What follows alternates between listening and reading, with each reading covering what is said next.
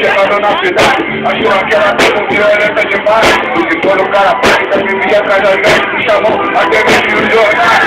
Me disse: 20 segundos, nós temos novidade. 20 segundos, que a gente não vai.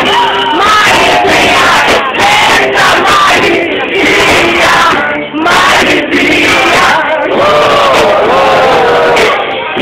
Marizia, eita Marizia, Marizia.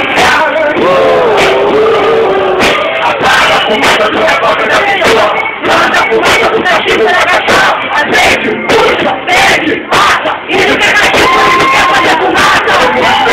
O cachimbo da floresta, dizem que é do pau, dizem que é da festa. Querem conhecer, querem liberar. A polêmica chegou até Congresso.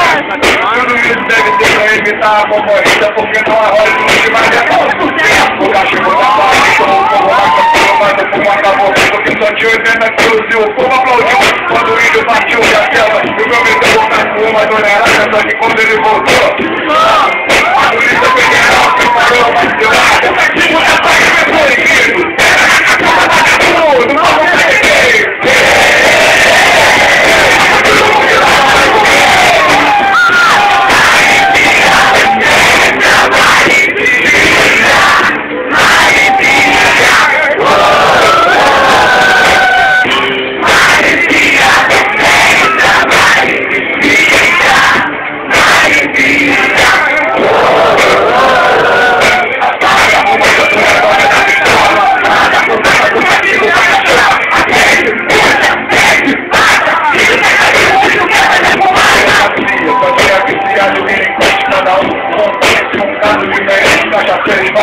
O dono do bar, porque ele não vendia pica, e o senhor bebeu uísque demais, acordou com pra mexer.